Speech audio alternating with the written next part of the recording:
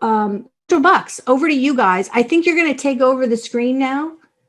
Yes, you're okay with that. Thank you. This is a nice slide. Thanks for the intro. Yeah, and we have your name correct on this one finally, so that's good. You do, yes. Thank you. Yeah, that was funny. Okay, over to you guys. I'm going to go off camera, so it's all about you for the next half hour. Thank you. Okay.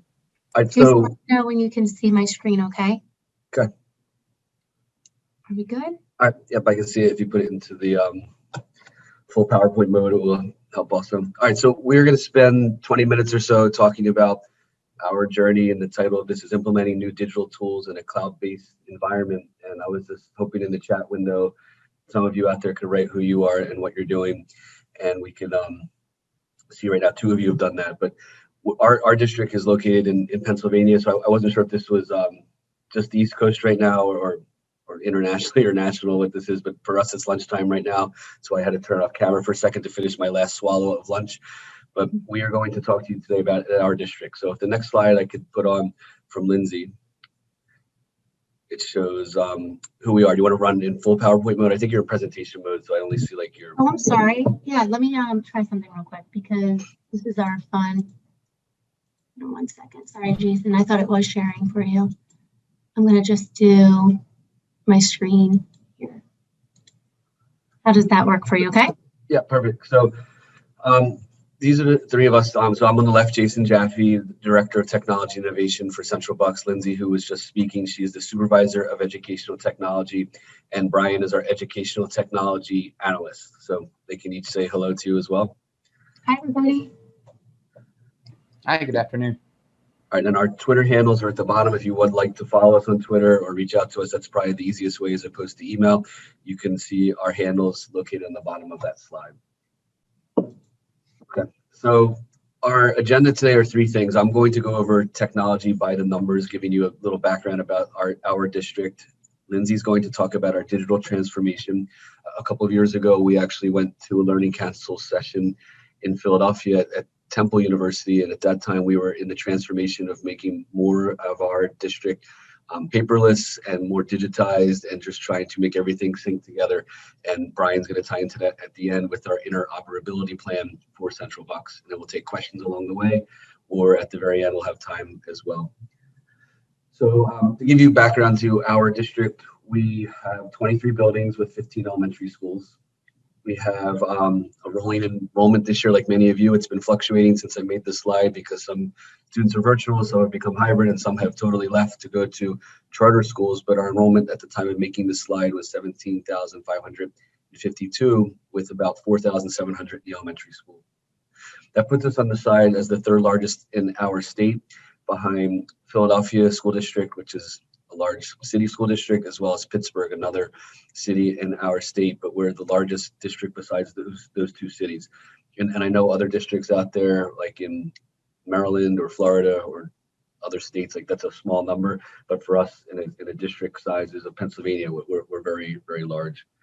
We have 1,365 teachers and 901 operational staff. And the reason why this is important is because when we digitize and make things set for the future, we have, in our opinion, lots of moving parts, lots of devices, and lots of people to work with to make this all succinct. So next slide, Lynn. The thing that has made us consistent, as well as with giving us the ability to excel this year, is that our district has a 5-year vision plan, and we're actually on year 5 this year of the vision. And you can see that we had pillars. We have all the way on the left, the purple would be technology. Then we also had a community pillar, a teaching and learning pillar, financial pillar, and then facilities pillar. And each of our cabinet members in charge of a different area worked on this together as a large group, and then we had smaller breakout teams that made our individual pillars. But ours for today on the next slide is technology. That was our department's goal, is to make the technology pillar. And on this goal, this 5-year plan, which is our pillar, I said pillar one too many times now, but basically we tried to make a plan that would be strategic, as well as educational, as well as financially sound, that could help us be set up for any scenario. It's hard to see the whole pillar on this particular slide, but at the bottom here, if you go to cbsd.org/vision, you can get more information about this and read about this a lot deeper. But we are going to go a little bit into this today just to show you how our planning helped during the pandemic.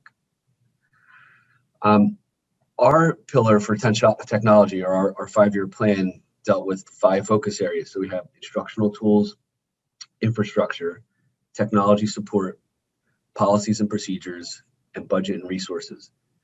And what we want you to realize for today is that because of our planning, we had the flexibility to pivot during the pandemic to make our district as successful as it could be.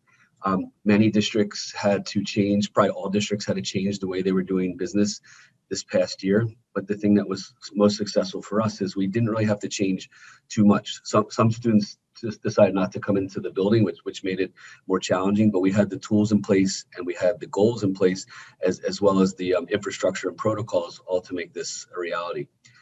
So on this slide here, this is one of our pieces of the 5-year plan. This would be our goal. We called it IT1, provide technology to foster creative options for teachers and students, maintaining equity of access among students and enhance student learning.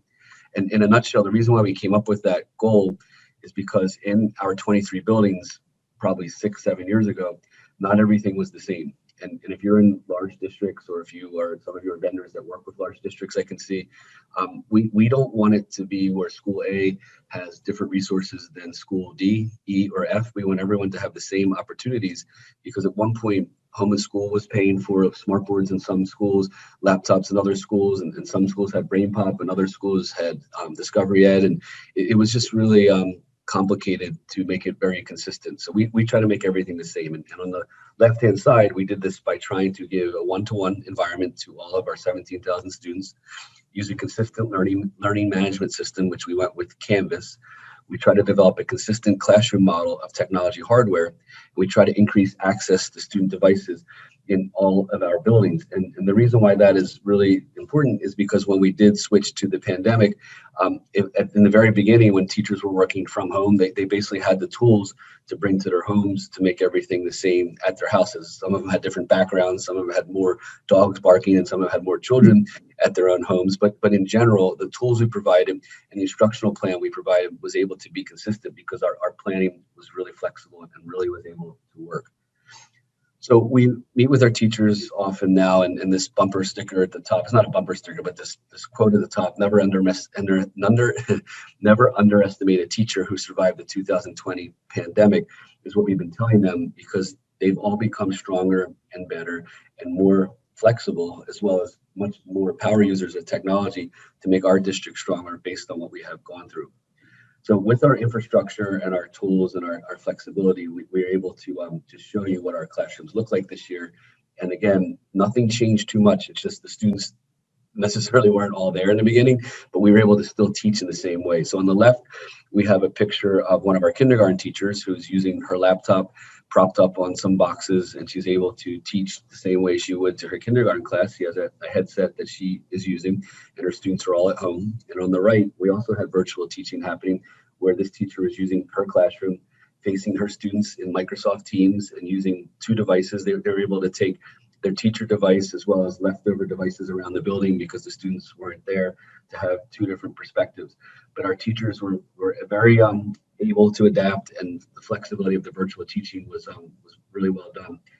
We also had hybrid teaching. In this example, you can see a teacher is teaching in a classroom. There are students on the monitor at home, and there are also students in that classroom. And we've even had scenarios where we had music concerts happening, where some students were in school and some were at home, all using the tools that we had because of our setup and because of our infrastructure, our webcams, our laptops, and our microphones. All of our students were able to actually play a concert, not all being in the same location. Traditional teaching, as in our district, came back fairly quickly, and we just had to follow guidelines from our state. So we had 6 feet of distancing. So this is a classroom on the left that is showing students using their laptop. The teacher is off to the side. If you look really far in the distance, you can see a webcam in the front. And on the picture on the right is another perspective of a different classroom, an elementary classroom, where students are masked using their laptops. But the thing that was so unique about our traditional teaching is that at any moment when a student would become positive with COVID, they would then go home. But with that red arrow, the teacher just becomes hybrid. And it wasn't a big deal, because the student already had the tools, That's the seventh grade student with her laptop and her monitor. She was quarantined for some time there, but she's participating in the class, and the teacher was able to just go on as business as usual by streaming to the student.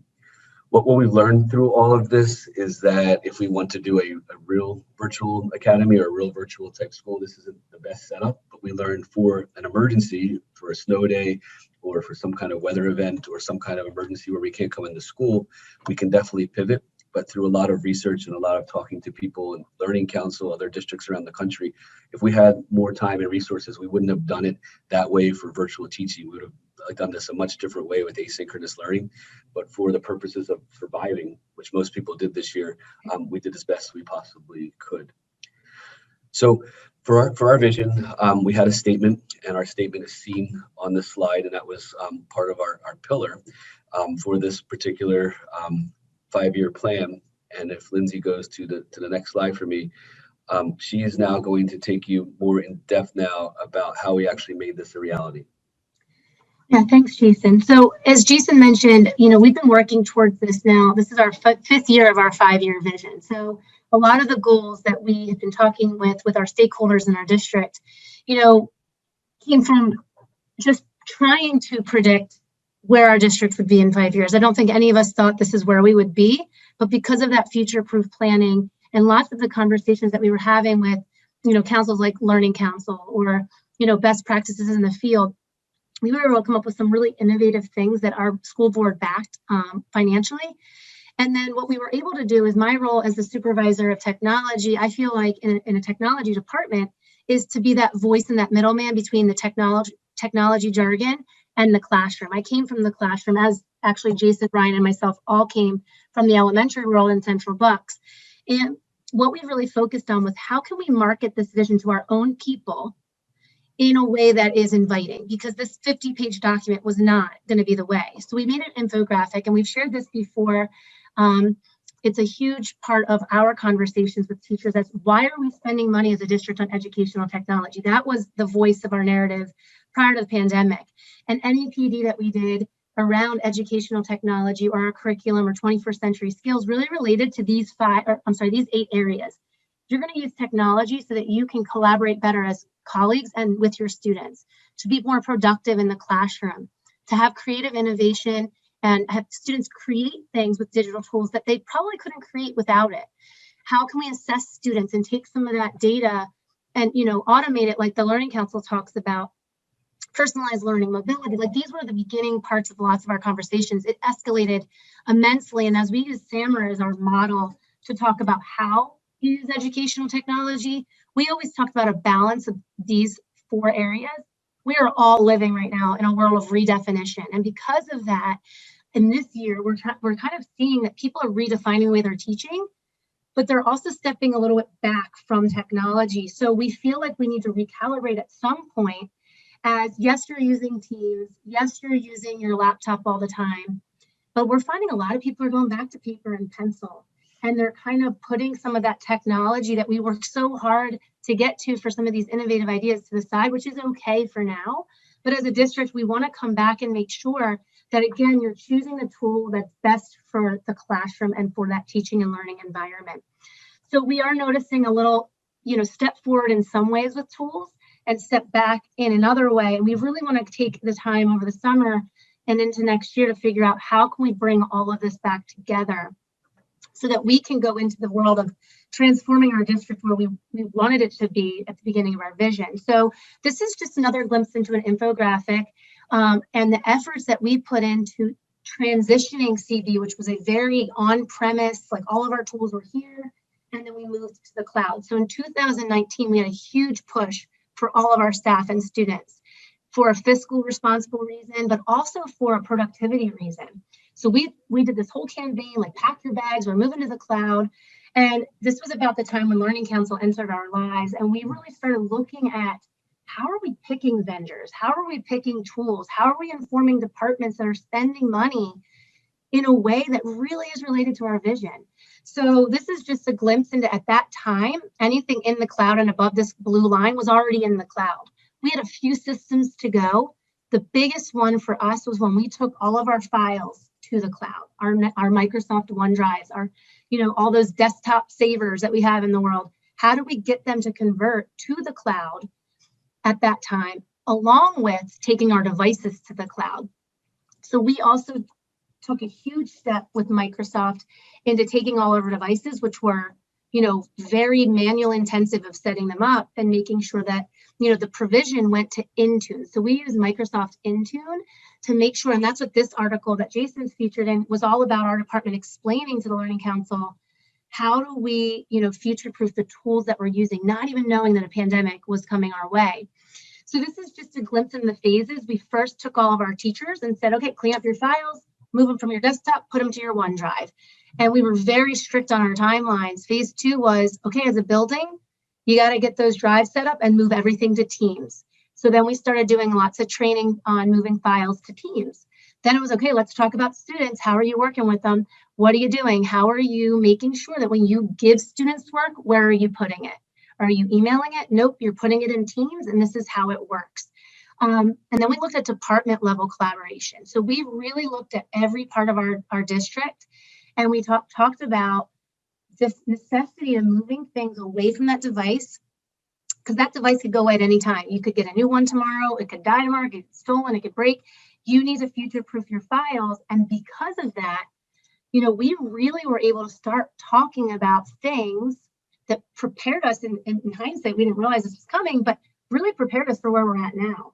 Because our teachers who used to store on their local storage or on their network drives, we said, we're going to go to Teams. It's going to give you all of that anywhere, anytime access that you need. And you're going to get a world of flexibility in doing that. At the same time, we were reprovisioning our laptops, and we started entering a world where we didn't want a kid or a staff member to get a laptop that required our techs to touch them. With 18,000 students, we were moving towards a one-to-one.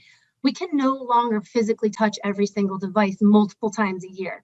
So we moved all of our management to cloud-based modern management in Intune.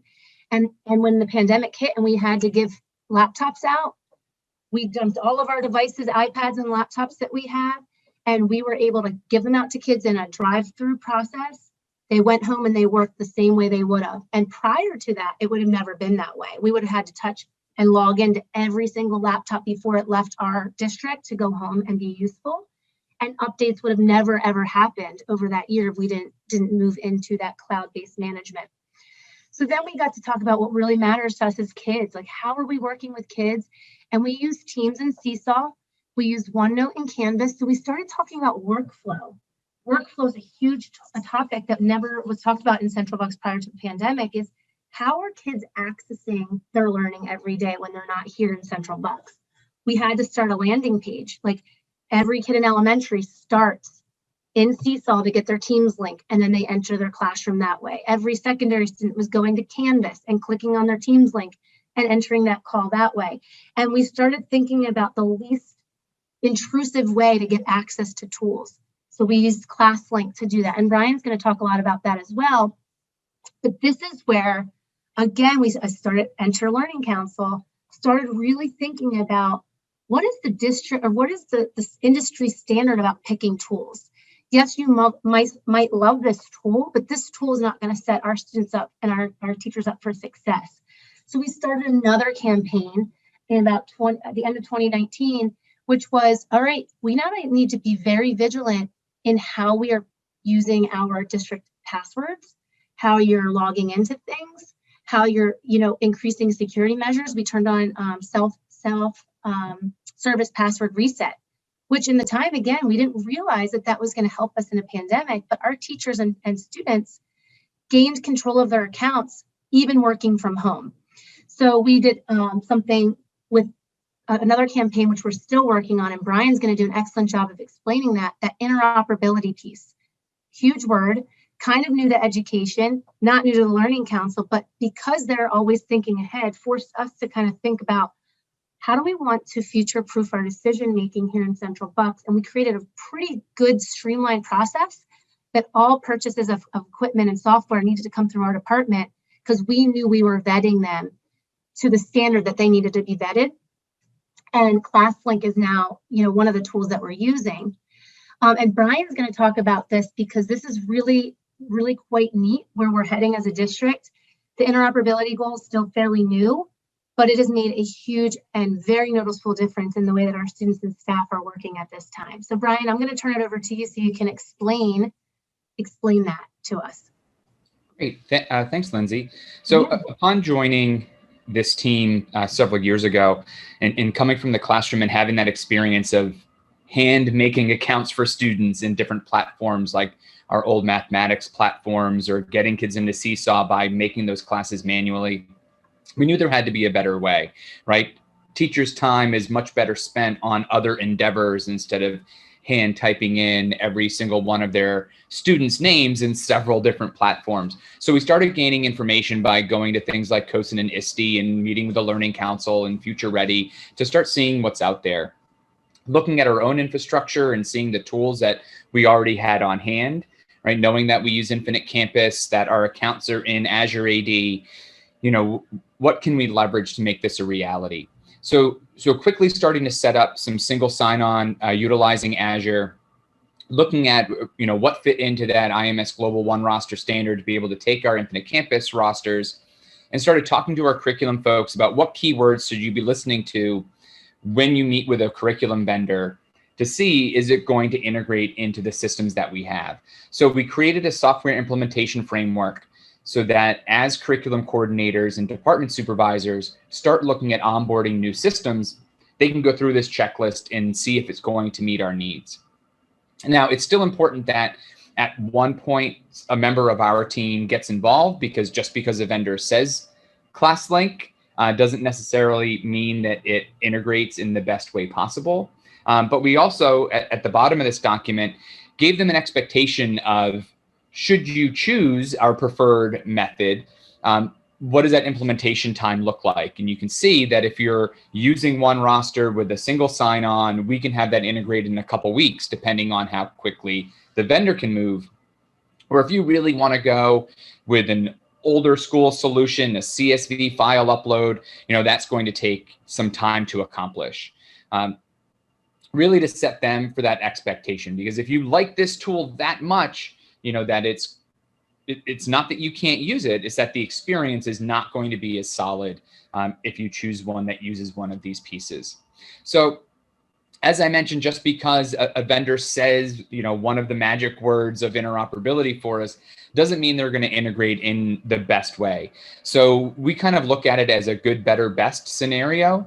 So WeVideo being a good partner of ours, they provide single sign-on via ClassLink. They don't take any of our rosters in. So yes, single link inside ClassLink will get you into your WeVideo account, but that's it. You don't see any of your teachers, you don't see any of your students, so it's a good solution. That better solution example would be something like Seesaw, where you click that button and you get that single sign-on, but your rosters are also all there. So a teacher can expect all of their classes to be there with their students, auto-updated every night with any new additions. And students likewise can expect for all of their classes to be there. And then kind of that best scenario of interoperability is where you have all three of these pieces. An example would be Canvas, where yes, you have that single sign-on. For us, we're using Azure for a SAML connection. Rostering is coming in through Infinite Campus, and Canvas uses a third party named Kimono to do that. And then that grade passback piece, so that knowledge that teachers can put in an assignment, grade that assignment, and have the assignment talk back to our student information system all in one swoop. So really that is the goal of interoperability for us, that we'll have that single sign-on experience, the rosters will be there, and you can feel confident to create that assignment and have it come back. You know, that being said, we do have some scenarios to work on and goals to move forward in, because any of you that work with data know, you know, data out is only as good as data in. And, you know, we still have these different scenarios, you know, teachers that are in multiple schools, that depending on the vendor may need to flip buildings inside their systems to be able to see all their pieces, co-teaching scenarios which aren't always supported. And then we noticed that a lot of our special services, you know, pull-out services like like speech services or reading services didn't have rosters within our student information systems to be able to push out, but yet are using curriculum resources. So how do we roster those in an appropriate way so that they can gain access to these resources? Has been a challenge, and some of those we will need to problem solve in the future. And definitely were challenges that came from the pandemic, right, Brian? Like these were things that we as a district, we thought, yep, we're ready, we're interoperable, we get this, and then insert pandemic and insert like a virtual school where I'm a teacher, but I have kids that I'm teaching virtually that are in 3 different schools. I can't bring all of my kids together because they're in multiple buildings. So these were things that the pandemic brought new heights to our goals for interoperability that I don't know that we would have been even able to like have this conversation if we didn't start that interoperability goal prior to COVID. So, Leilani, thank you to you and your team, because I feel like you really are responsible for pushing us to that thought. And as a district, we just wanted to share with you our journey on how our thought is going around not just the pandemic, but just as a district, how are we bringing digital tools into a cloud-based environment in a world that is so fluid and flexible at the time. Yeah, I think this is really awesome work. And essentially what you did that a lot of districts have yet to do is you brought order to the universe of all the tech, right? And that's missing in about 50% of the districts out there. It's like the Wild West. They'll grow up, they have to learn from people like you who we got to get organized. It's crazy. So there's a lot that I want to ask you, but I think we're almost out of time here. You are winners of the EduJedi Innovator Award. You deserve it. All this work is really amazing, but I me, I'm going to challenge you guys because I like you so much. I'm going to let's go to the next level. Come on, but definitely just what you've done in terms of mapping the digital universe for all of your users has taken it to the point where your execution of digital learning is probably way better than a lot of other places. So, Jason, final comment. Are you experiencing that? Are you seeing the results of what you've done? We are, and we saw them this year compounded more than ever because teachers that were resistant in the past have now said to us, oh, now we sort of understand why you were telling us to learn how to use these tools, especially Canvas we'll use as an example, because when we were brick and mortar a year and a half ago, some people didn't buy in. Everyone had to buy in now. And now when we go back, the transformation to 2021-22 will be, I hope, seamless. And as Steve wrote in the chat window, like innovation versus consistency, like we feel like we have a consistent level now, and some of our innovators will be able to take it to a higher level. So the answer to your question is yes. Yeah, I'm really proud of you guys. Good for you. All right. So Jason, I don't know if you'll be back at the end of the day, but I know Lindsay is. Oh, good. That'll be awesome. Because this is I'm going to ask you structural questions and challenge you guys. And then Brian, thank you so much too. Absolutely. My pleasure. Yeah.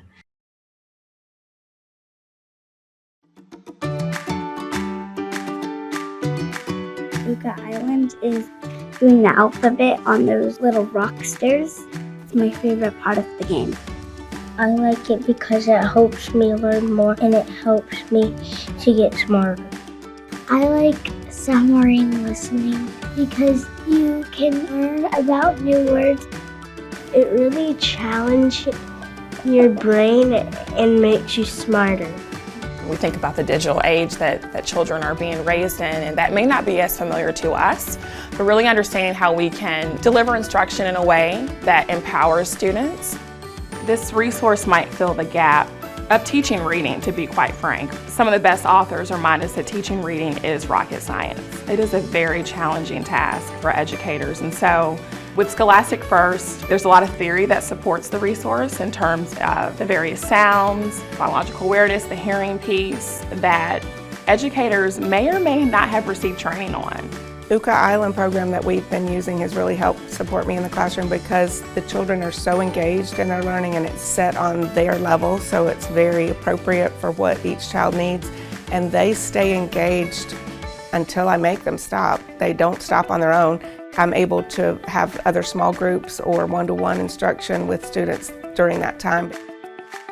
Data is a big thing. We're kind of really data driven right now in education. And so for teachers to be able to pull up the statistics on their students and see how well they're doing in certain parts of the program has been really helpful for them. When I think about the adaptive instruction within this resource, I think about both thriving and striving readers, right? So both ends of the spectrum, and how a teacher can quickly utilize those data reports to then determine what needs to be happening at the small group table.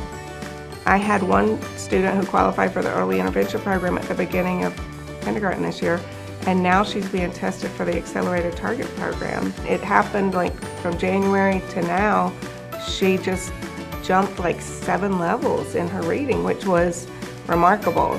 I have seen this year many children make gains faster and farther than they have without this program in use. I would say to any district leader who was in search of a resource that provides great data, supports with a systematic approach to teaching balanced literacy instruction, but most importantly, something that's very engaging and exciting for early readers, I would definitely tell them to consider how Scholastic First might support their goals.